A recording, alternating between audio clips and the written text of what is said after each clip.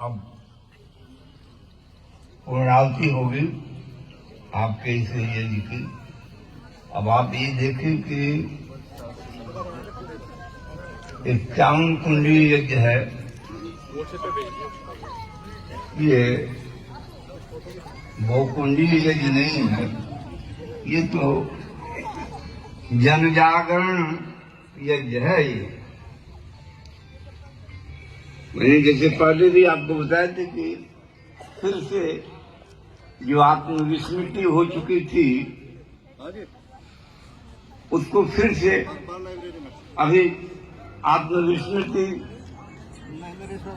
होती है तो फिर थोड़ा सा लोगों को बताना पड़ता है। ये जो पहले भी कार्यक्रम होते थे किंतु अब थोड़ा सा किसी कारण से जो अपने क्षेत्र में अपनी भूमि में यानी भारत भूमि में जो यज्ञ हुआ करते थे, यज्ञ ऐसे हुआ करते थे जैसे परमात्मा यज्ञ करता है। प्रातः काल और सायंकाल सूर्योदय के साथ ऐसे ही उसका परमात्मा का अनुसरण, क्योंकि हम सभी उसके पुत्र हैं तो अनुव्रतः पिता पुत्र, पुत्र जो है पिता का अनुवर्तन करे वो, तो उसका ऋषियों ने किया तो दोनों समय यज्ञ का विधान किया और धार्मिक दृष्टि से नहीं, स्वास्थ्य की दृष्टि से, आयुर्वेद की दृष्टि से भी यज्ञ करना चाहिए। इसके लिए हमारे छांदोग्योपनिषद में ऋषि ने बताया कि जथे अखिलता वाला मातरम परिपासते एवं सर्वाणि भूतानि अग्निहोत्रम उपासते। जैसे छोटा बालक शिशु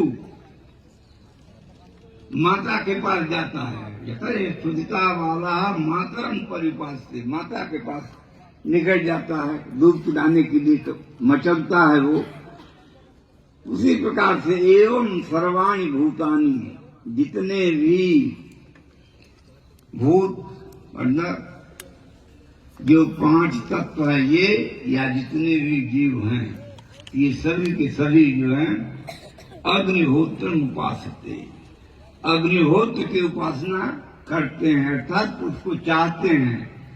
दूध पिलाने के बिना जैसे बच्चा जो है भूखा रोता है, दुर्बल बन जाता है, इसलिए माता को उसको दूध पिलाना, दुग्ध पान कराना पड़ता है और उसे कराना चाहिए। ठीक उसी प्रकार से सारे जितने भी जीव जंतु, जितने भी वृक्ष वनस्पति हैं, आप यज्ञ के साथ क्या कर रहे हैं? उनको भोजन दे रहे हैं, वृक्षों को भी भोजन दे रहे हैं। और क्योंकि शुद्ध वायु की आवश्यकता जो है वृक्षों को भी है और पशु पक्षियों और हम लोगों को तो है ही। इसलिए इस यज्ञ के माध्यम से हम एक प्रकार से स्वास्थ्य का भंडारा कर रहे हैं, उनको दे रहे हैं। और ये नहीं कि आज कर दिया और फिर नहीं करेंगे, ये तो एक प्रशिक्षण सा है कि ऐसा सभी लोगों को करना चाहिए। इस प्रकार से ये अग्निहोत्र का इतना बड़ा महत्व है। और कैसे क्या हो रहा है, तो मैंने एक बहुत पहले सन 88-89 में एक लेख लिखा था अग्निहोत्र यज्ञ विज्ञान की दृष्टि में, और उसमें मैंने विश्व में धार्मिक लोग नहीं, हर समाजी लोग नहीं, जो वैज्ञानिक अपने को कहते हैं, उन्होंने यज्ञ का परीक्षण किया कि अग्निहोत्र यज्ञ से क्या क्या लाभ होता है और इसको कब करना चाहिए, इसका उन्होंने परीक्षण किया। और 1-2 दिन नहीं, महीनों परीक्षण किया। और एक स्थान पर तो ऐसा था कि उस पुस्तक में लिखा हुआ है कि वहां यज्ञ हुआ तो एक नियम बनाया गया वहां कि इस यज्ञ में जो भी सम्मिलित होंगे वे प्रतिदिन यज्ञ करेंगे, वे ही सम्मिलित हों। और बहुत सारे लोग वहां इकट्ठे हुए और उन्होंने उसके लाभ जो है अपना, क्योंकि जो उन्होंने परीक्षण किया कि पशुओं पर क्या इसका प्रभाव पड़ता है, रोगी मनुष्य पर इसका क्या प्रभाव पड़ता है, कृषि पर क्या प्रभाव पड़ता है, वृक्षों पर क्या प्रभाव पड़ता है, इन्होंने उसका परीक्षण करके बताया। और वो तभी इसी कारण से मुझे वो लेख लिखना पड़ा। फिर इसके बाद वो छोटी पुस्तक के रूप में प्रकाशित हुई, फिर उसके कई संस्करण निकले, अब फिर वो दोबारा प्रकाशित है अग्निहोत्र यज्ञ विज्ञान की दृष्टि में। वैसे उसका कोई ऐसा आपके लिए मूल्य नहीं है कि आप इतने पैसा देंगे तभी देंगे, किंतु मूल्य उसका यही है कि आप प्रतिदिन यज्ञ करेंगे और उसको पढ़ेंगे। और दूसरी बात यह कि जब आपको बिना पैसे की पुस्तक मिल जाती है तो आप उसे खोल करके देखते भी नहीं, इसलिए उसका मूल्य रखा हुआ है आपके लिए। 10 रुपया उसका मूल्य रखा गया है। और जिसके पास पैसा नहीं हो वो भी ले सकता है हमारे राष्ट्रवर्धन मुनि के द्वारा, क्योंकि इनको मैंने दायित्व दे रखा है इस क्षेत्र का। जिसके पास पैसा नहीं वो कह दे भाई मेरे पास पैसा नहीं है, हमें तो वैसे ही दे दो दे देंगे। आप उदारता दिखाने जो ऐसा कर देगा उसे दे देना। पढ़ना उसका आवश्यक है, बच्चों को पढ़ाइए, क्योंकि आपको मैंने कहा कि हमारे पूर्वजों की जो एक इच्छा थी कि हमारे बच्चे कैसे सुरक्षित रहेंगे, क्षेत्र कैसे सुरक्षित रहेगा, राम और कृष्ण की परंपरा कैसे सुरक्षित रहेगी। क्या सभी लोग वही बाइबल के अनुयायी बनेंगे? क्या ईसा बोलेंगे? क्या कुरान ही सब पढ़ेंगे? क्या नहीं। जो सर्वश्रेष्ठ वैदिक धर्म है, क्यों धर्म है? क्योंकि उनके यहाँ बड़े विचित्र नियम है कि कुरान पर ईमान नहीं लाओ तो तुम काफिर हो गए, बाइबल पर नहीं माने तो तुम शैतान हो गए। हमारे यहाँ तो एक नहीं, पुमान सम पदपात सतता, मनुष्य मनुष्य की रक्षा करे। और एक तो मंत्र ही आता है कि मनुर्भव, मनुष्य बनो। ईसाई बनो, मुसलमान बनो है ही नहीं हमारे परे, मनुष्य तो बनो तुम। तो मनुष्य ही बनने के लिए तैयार नहीं। अब बताइए इसमें सांप्रदायिकता कहीं है? वेद का मंत्र ही कह रहा है मनुर्भव, तुम मनुष्य बनो। मनुष्य बनने का क्या है कि एक दूसरे से अन्य मविहर्यता, एक दूसरे से प्यार करो, सबके कल्याण की बात करो, विश्व में शांति हो, सभी शांत हो, पृथ्वी शांति, रापा शांति, रो सदैव शांति, वनस्पतया शांति, विषय देवा शांति। और फिर इसके बाद कह देते हैं कि वो शांति जो है हमको भी मिले, सबको मिले, फिर हमें मिले, क्योंकि देवताओं का कार्य ही दूसरों को देखते हैं। तो आपने इस यज्ञ को किया और इसका यज्ञ का केवल एक क्षेत्र में फिर से स्वाहा सदाकार से ये जो है ये फिर युक्त हो जाए। विवर्जितानी जो घर हैं जो छूट गए हैं उनमें फिर यज्ञ प्रारंभ हो। जहाँ भी हमारे बच्चे बाहर विदेशों में पढ़ने के लिए जाते हैं तो वो क्या करें? यज्ञ करें, क्योंकि यज्ञ की मान्यता अब मिट चुकी है।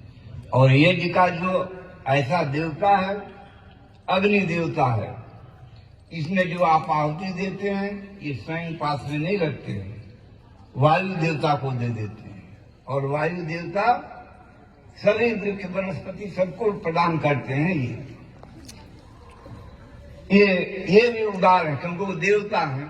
और मान लीजिए हमारे शास्त्री जी ने, आचार्य जी ने सबको आमंत्रित किया कि यज्ञ में सम्मिलित हो, कोई नहीं सम्मिलित होगा मत हो, हमारा यज्ञ उनके पास जाएगा ही। हमारे यज्ञ से कोई रहना अलग चाहता है तो नाक बंद करके बड़ों से भाग जाओ, क्योंकि सुगंधी तो जाएगी, सब जगह पहुंचेगी। ये इसका प्रसाद सबको मिलेगा, पता लगेगा। मैं तो अभी इस बात को इसलिए मैं कह रहा था कि सभी लोग फिर से कल से ये जो हो रहा है समर्थ है। क्यों? कहूँ हम वहां महाविद्यालय में यज्ञ हुआ था, वहां हमने सुना कि प्रतिदिन यज्ञ करना चाहिए, हमने शुरू कर दिया। महाविद्यालय का भी प्रचार हो गया। आपके बच्चों की जो वहां जो जाते हैं कि आपका क्या, आपके धर्म में क्या है, वो तो थोड़ा आयत पढ़ लेंगे, ये करेंगे, घुटना उठना टेक लेंगे। आपका क्या है? आपका ये जो है ये जो सबको स्वास्थ्य प्रदान करेगा, सबको सुख समृद्धि देगा। मुझे एक बार ऐसे कि अंग्रेज जो है आए, एक बार परीक्षण करना चाहा। उसने भाई जो वो धर्म सबसे बड़ा है जिसका देवता सबसे बड़ा है। तो अब लोगों ने, सभी लोग इकट्ठे हुए, किसी ने कहा कि 56 प्रकार का भोग है, किसी ने कहा कि घुटना टेको, किसी ने कुछ कहा, किसी ने कुछ कहा, किसी ने कहा कि ईसा पर ईमानदार ना हो, जैसे अपना नचराते रहे। हमारे अग्निहोत्र वालों से पूछा कि भाई आपका देवता क्या खाता है? उन्होंने कहा हमारा देवता कुछ भी नहीं खाता है और सारे संसार को खा जाएगा। अग्नि में आहुति दीजिए, एक आहुति एक छटाक से, एक मासा से शुरू हो और 2 मासा 4 मासा नहीं, 2 4 10 20 50 मन घी हो, सामग्री हो, सब तो खा जाएगा।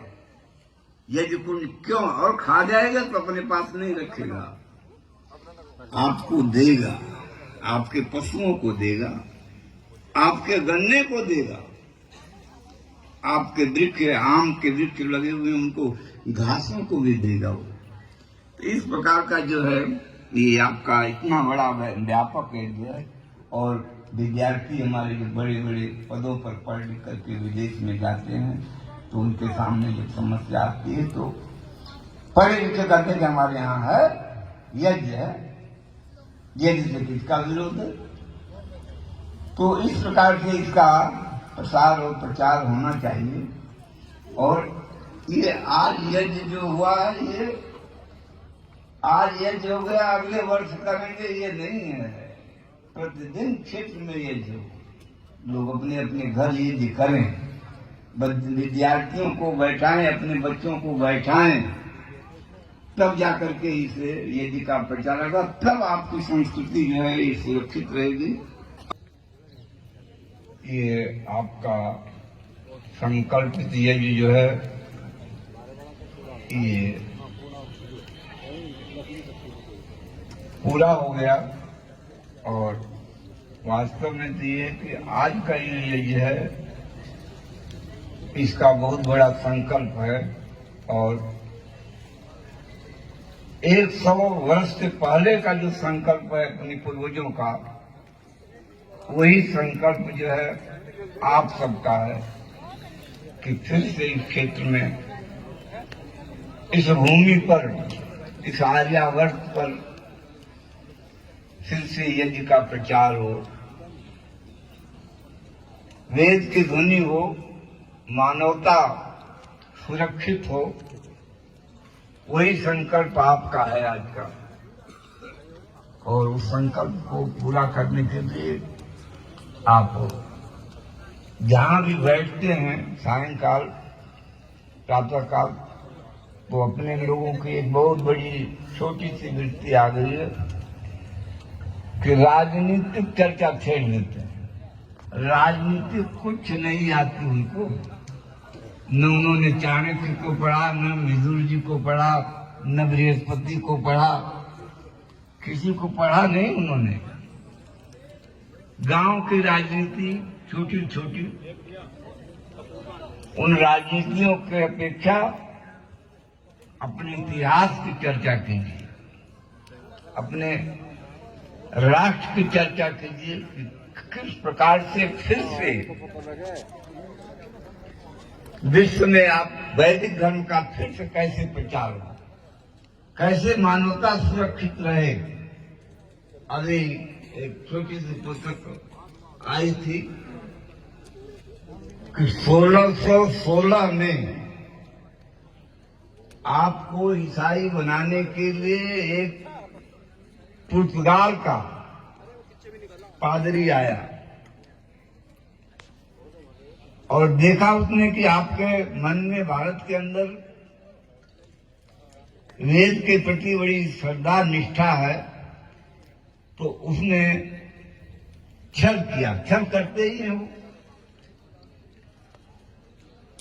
वायव्य पर ऊपर